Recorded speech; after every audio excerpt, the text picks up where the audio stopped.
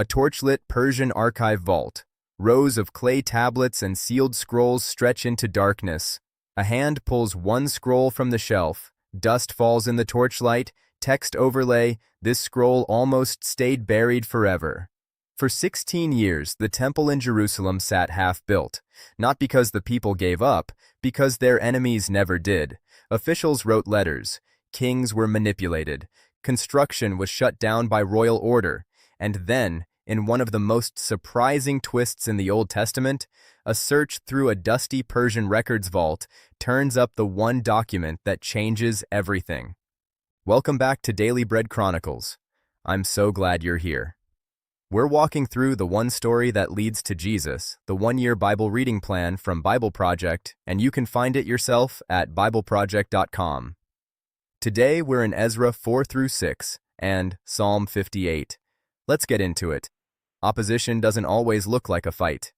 In Ezra 4, it looks like paperwork.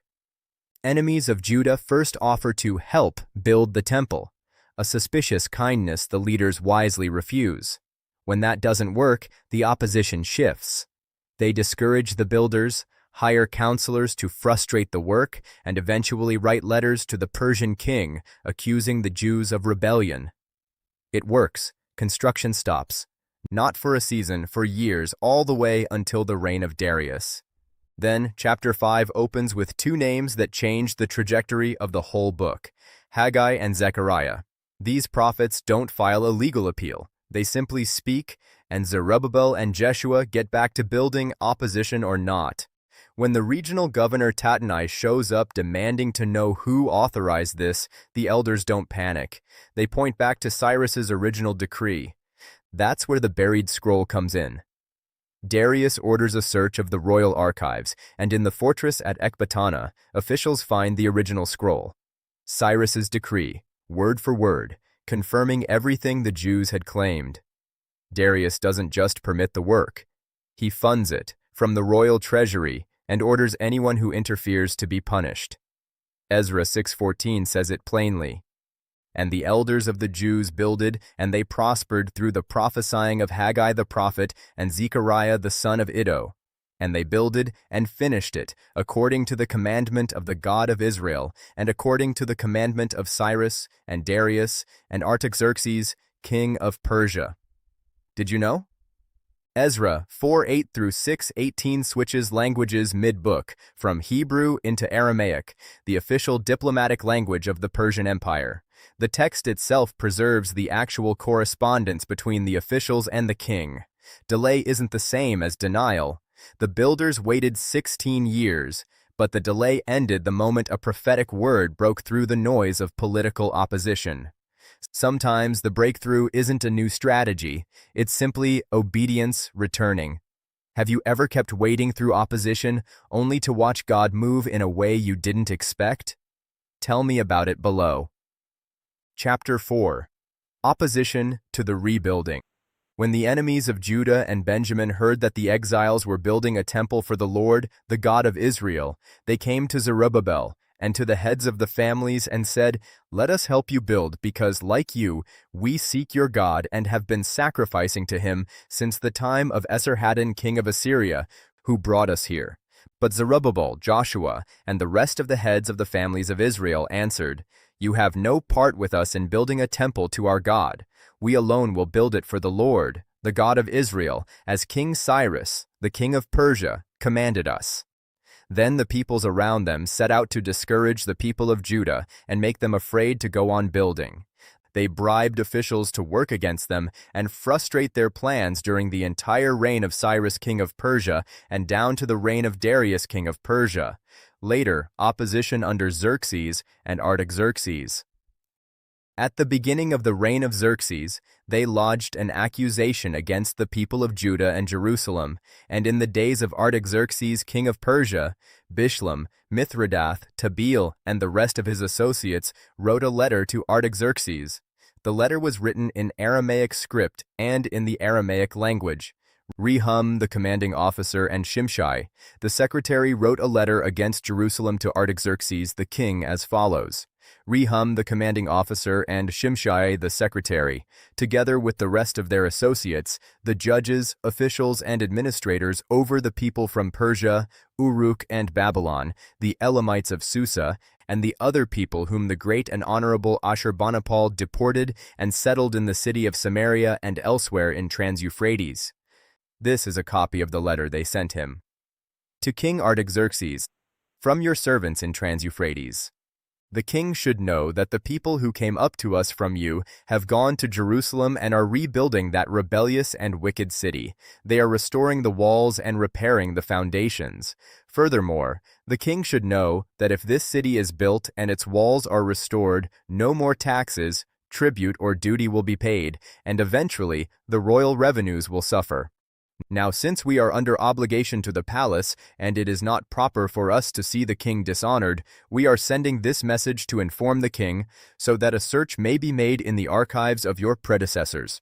In these records you will find that this city is a rebellious city, troublesome to kings and provinces, a place with a long history of sedition. That is why this city was destroyed. We inform the king that if this city is built and its walls are restored, you will be left with nothing in Trans-Euphrates. The king sent this reply.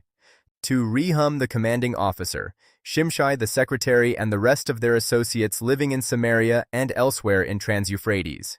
Greetings. The letter you sent us has been read and translated in my presence. I issued an order and a search was made, and it was found that this city has a long history of revolt against kings and has been a place of rebellion and sedition. Jerusalem has had powerful kings ruling over the whole of Trans-Euphrates, and taxes, tribute, and duty were paid to them. Now issue an order to these men to stop work, so that this city will not be rebuilt until I so order. Be careful not to neglect this matter. Why let this threat grow to the detriment of the royal interests? As soon as the copy of the letter of King Artaxerxes was read to Rehum and Shimshai the secretary and their associates, they went immediately to the Jews in Jerusalem and compelled them by force to stop. Thus the work on the house of God in Jerusalem came to a standstill until the 2nd year of the reign of Darius king of Persia. Chapter 5. Tattenai's letter to Darius. Now Haggai the prophet and Zechariah the prophet, a descendant of Iddo, prophesied to the Jews in Judah and Jerusalem in the name of the God of Israel, who was over them. Then Zerubbabel, son of Shealtiel, and Joshua, son of Jozadak, set to work to rebuild the house of God in Jerusalem. And the prophets of God were with them, supporting them. At that time Tattenai, governor of Trans-Euphrates, and Shethar-bozenai and their associates went to them and asked, "Who authorized you to rebuild this temple and to finish it?" They also asked, "What are the names of those who are constructing this building?" But the eye of their God was watching over the elders of the Jews, and they were not stopped until a report could go to Darius and his written reply be received. This is a copy of the letter that Tattenai, governor of Trans-Euphrates, and Shethar-bozenai and their associates, the officials of Trans-Euphrates, sent to King Darius. The report they sent him read as follows. To King Darius, cordial greetings. The king should know that we went to the district of Judah, to the temple of the great God. The people are building it with large stones and placing the timbers in the walls. The work is being carried on with diligence and is making rapid progress under their direction. We questioned the elders and asked them, "Who authorized you to rebuild this temple and to finish it?" We also asked them their names, so that we could write down the names of their leaders for your information. This is the answer they gave us. We are the servants of the God of heaven and earth, and we are rebuilding the temple that was built many years ago, one that a great king of Israel built and finished. But because our ancestors angered the God of heaven, he gave them into the hands of Nebuchadnezzar the Chaldean, king of Babylon, who destroyed this temple and deported the people to Babylon. However, in the 1st year of Cyrus king of Babylon, King Cyrus issued a decree to rebuild this house of God. He even removed from the temple of Babylon the gold and silver articles of the house of God, which Nebuchadnezzar had taken from the temple in Jerusalem and brought to the temple in Babylon. Then King Cyrus gave them to a man named Sheshbazzar, whom he had appointed governor, and he told him, "Take these articles and go and deposit them in the temple in Jerusalem, and rebuild the house of God on its site." So this Sheshbazzar came and laid the foundations of the house of God in Jerusalem. From that day to the present it has been under construction but is not yet finished.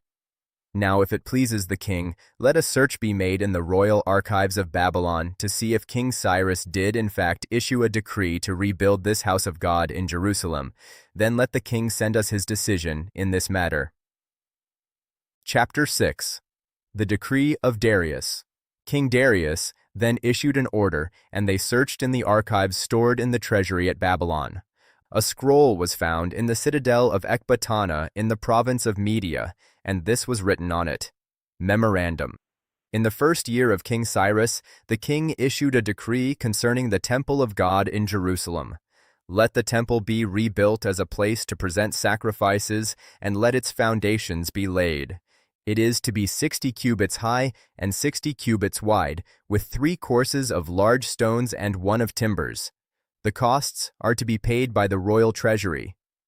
Also, the gold and silver articles of the house of God, which Nebuchadnezzar took from the temple in Jerusalem and brought to Babylon, are to be returned to their places in the temple in Jerusalem. They are to be deposited in the house of God.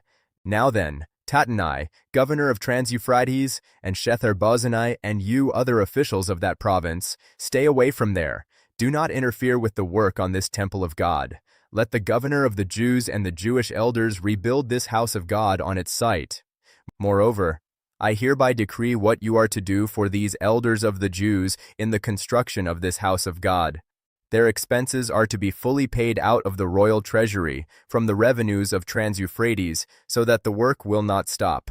Whatever is needed, young bulls, rams, male lambs for burnt offerings to the God of heaven, and wheat, salt, wine, and olive oil, as requested by the priests in Jerusalem, must be given them daily without fail, so that they may offer sacrifices pleasing to the God of heaven and pray for the well-being of the king and his sons. Furthermore, I decree that if anyone defies this edict, a beam is to be pulled from their house and they are to be impaled on it. And for this crime, their house is to be made a pile of rubble.